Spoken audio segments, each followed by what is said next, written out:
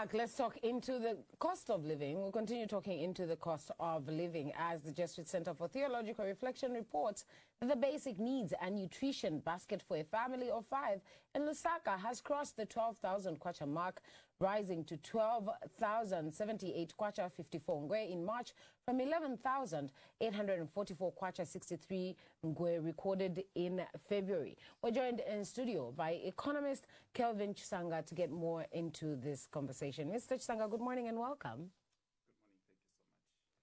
Good to have you here. What we're seeing, the cost of living, the food basket here getting to 12,000 kwacha for a family of 5. What does this exactly mean for an average Zambian? Okay, so the food basket and nutritional, assessment is basically just looking at how we basically work out with the demanding factor around pricing effect. Especially when you know that, of course, they have even just shadowed it around Lusaka, which is actually a very good composition from there. Basically, we're just looking at the many fundamental factors that are actually interplaying into, making up a household consumption patterns in the sense of what basically plays out with pricing output effect. So in the case of what has actually been drawn in with this aspect, it's just basically giving a reflection in terms of monetary value against the demanding factors that sits with the household, pressure of some sort. So in essence, what I should be able to maybe categorize say is that the main issue is to basically give an outline for a policymaker, or even just overall the whole entire aspect of CPI leading to the decision makers, as well as also just trying to see how the production as well as the consumption patterns are moving from that perspective. So it gives an idea, even when you're learning business, how we should be able to interplay from that point. Yes. That's interesting, because now I mean 12,000 kwacha is a lot, to be honest, to spend per month. And now I'm just thinking also, how then does this compare with someone's basic salary? When we even look at the minimum wage, and if we're talking of a family of 5, those below, or those on the poverty line, this seems like a lot of pressure on them. So what does that mean, and how does it just also translate to that person that is below the minimum wage? Okay, so it entails that obviously the cost of living is actually going upward. That's just a general overview, which actually sends a signal to all key stakeholders, be it even those that are actually below the blanket in terms of income level. But again, it's something that just giving you a thermometer of how certain economic trends are also taking place, especially when it comes to the overriding factor around food and nutrition value. Obviously, we're talking of different composition factors that are also interplaying there. Remember those times you'd go to ShopRite or to any other supermarket in particular, you spend a bit more and you make the basket, full. But this time, even if you go with a 2,500 or a 3,000 or even a 5 pin, the basket won't be full. So that is a translation of what is happening, meaning the cost of living translating to the food product to be able to actually give that less. But if you compare it to the low household, you see some of the composition factors that are in the food basket are not necessarily taken care of from the money side of expense, but obviously we see them coming from a subsistence farming arrangement and on any other form of aspect of trying to intervene from there. But again, what I should be able to say in the case that I think the case of the food basket has just given a shape on how we should be able to work around productivity, around food issues, and just generally upscaling a number of other good elements that should be able to come and counterbalance some of those demanding pressure. Yes. Okay. Now, this increase that we're seeing, it's about 2%. Is this consistent with the Bank of Zambia's target with annual inflation?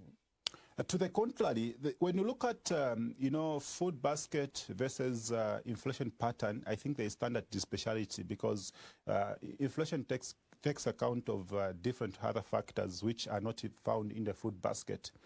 Food generally looks at issues of maybe say cereals, vegetables and fruits, beverages, spirits, and other miscellaneous, including even oil and fats.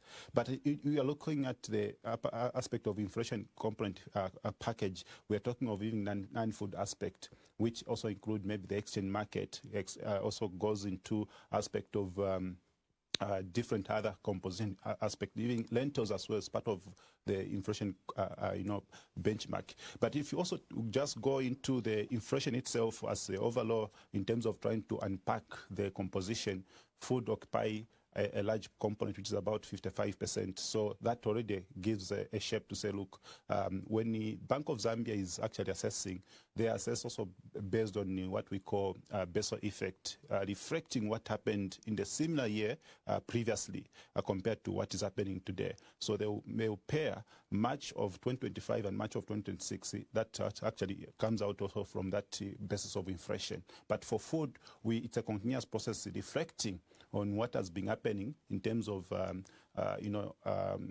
events that are taking place. For example, if you see what basically underplayed in the last month, perhaps we would say we have not been able to start cultivating agricultural output this year, but at least some spotlight of early maturity have actually been able to be seen from there. So that's the more reason why we can actually make that comparison case in terms of food aspect. But for inflation, we'll be able to see how the trend has been moving, even in comparison to fuel, issues of forex market, and how it happened last year of a similar corresponding year. So it's from that broad perspective. So inflation takes a broader view. So, but again, it's important to also just walk alongside, because having said that inflation as a component of food component, which is about 55%. So it's an important aspiration that need to be anchored within manageable scale for even Bank of Zambia to make a proper monetary policy, because it goes with that as well. They have to assess the food patterns as well. Yes. Now, coming to fuel, I mean, we did get to see the Minister of Finance announce the removal of VAT on fuel. This, of course, is to ease tensions around the cost of living and hopefully see a reduction in it. But with what is going on in the Middle East, and, I mean, that will definitely have an impact on fuel and so on. Do we see this truly translating to cushioning the cost of living? Yes, to some extent of a larger complex. Obviously, we can actually divide into this aspect in the sense that if you look at there would have been a situation if this was not going to be an intervention, would have triggered cost of fuel to about 38 kwacha per liter. But because of this intervention, which is coming in handy, the concept here is that the suspense of VAT as well as excise duty is compounding to about 40% in layman terms, I would say subsidies. But it's not technically subsidies as per se, but from the economic point of view, it's an implicit subsidy, which is actually making loss on the government side, because that VAT 16% and the excise duty, if you are translating this into monthly loss that government is going to lose without collecting this, it's translated to about 500 million Zambian kwacha. In the tenure of how this is going to run for 3 months, we're talking about 1.5 billion Zambian kwacha. Already that's a revenue loss we're talking of. So in essence, it's actually coming to cushion the impact and safeguard the security of supply, especially when it comes to diesel, which is basically being used for transport and industrial activities. So meaning we'll still continuously see the trend, even if we have a bit of spikes on inflation on some of the essential goods, but at least we are moderating a predictable and sustainable environment as far as it comes with this. But again, also it's important also to look at it beyond the tenure, which we have been given 3 months, with a lot of more consideration. If this war continues, it actually going to devastate much further, meaning on the part of government, they are creating a fiscal indiscipline, which is supposed to not happen regarding what we have actually been able to put on the table as a proper template under the IMF framework. Then in the midst of election, it can also be able to be perceived differently, because any good policy or anything that be able to intervene within the framework, within the electoral times, it can be considered to be a political mileage sort of strategy. So all those issues that are basically being interpreted into that. But again, coming down to all these aspects, I think we have no choice. We just need to see how best we can actually throw in surviving kits when it comes to issues of this nature. But the challenge that also we see is that despite those interventions, we were likely to see petrol going to be in shortages, because petrol is not having a good margin as compared to diesel. Diesel has received a very good margin in a way. The whole scenario is that even the market itself, actually, if you are to look at the typical dynamics around petrochemical logistics, we are talking of petrol being on the road from Dar es Salaam, as opposed to diesel, which actually is pumped into the pipeline. So that already does not work into the economics of scales as for petrol. And when you look at the risk premium that is involved also overall, even just light from the Strait of Amuzi, which is actually having a closure, meaning the high cost of insurance is something that is triggering now the whole value chain of petrochemical products, which includes now what we use even for fertilizer and many others. So the whole entire chain of what is basically happening in the energy sector is getting affected. Right. And we are fearing that inflation can actually have a strong resurgency between now and next month.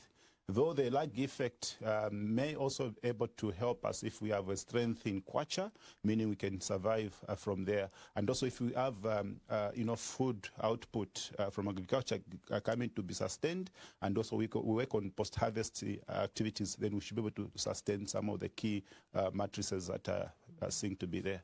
Yes. Then what would you, in foresight, what are the things you'd bring out, that decisions that have to be made at this point for us not to receive a hard hit if, say, this war out in the Middle East continues? We just need to work on strategic policy measures, especially when it comes to storage. I think that is where we are not having, quicker moderation. And what we have done is that on the energy broader perspective of policy reforms, we are doing very well. We just need now to push more energy now to have a triple P model, or rather, I should put it to say private-public partnership model on storage facilities, so that we increase the security of supply. And again, it also gives that predictable environment for business interplayers from that perspective. Because what we are seeing also, even when you look at Tanzania building now, storage facility just right at the port, we can also participate into that and see how that can work out. And then the biggest challenge that we also see is that Zambia has got a single line, purchasing, pathway. We need to broaden the scope, because obviously, again, the key factor that we are not utilizing Bela to the fullest capacity. We're only utilizing about 20%. So 80% of our fuel is coming through Tanzania. Then we can also expand diversification into Angola, and also see if it's possible we can also interplay with Namibia. All these are elements that can actually be able to work out, but the long-term aspect here is that we also need to go into oil exploration. We've got some oil spotlights in Northwestern and some few other places. So I think if it goes that, we can actually be able to look at that. But again, with the advent of electric cars, I think it's important to also look at tax formulation around this, so that we can have free will tax importation of some of these cars, so that we can actually incentivize in a way, especially when it comes to public passenger transport, to have electric vehicles on transportation side. It can be able to actually serve and help from that point. Yes. Now, with the average Zambian, looking at where we are now, things, yes, government is doing its part, but it looks like it might be a hard next couple of months. With the average Zambian, how do they brace themselves for an even higher cost of living? You know, the bad part of the period that we're entering into, we are at a point where even things administratively will not be able to expand, especially at a point when we are going to dissolve the parliament, going to electoral gear of campaigns. That also becomes a very challenging factor. Well, it's important to also understand that when you have planned something, you know, along the way, you also face certain uncertainty that you can actually be able to be forced into, you know, some casualties of some sort. But the only challenge that I can push to Zambians that they have to just embrace, you know, the current situation that is happening there, and also understand how they can adjust, you know, lifestyle spending, and ensure that they utilize the opportunity that is actually being posed there, especially when it comes to the missing gaps that the market present as well, because each and every challenge has got a flip coin of opportunities. So we should also look at that as well. Yes. Well, Mr. Sanga, thank you for joining us on the Diamond Breakfast. My pleasure. Thank you.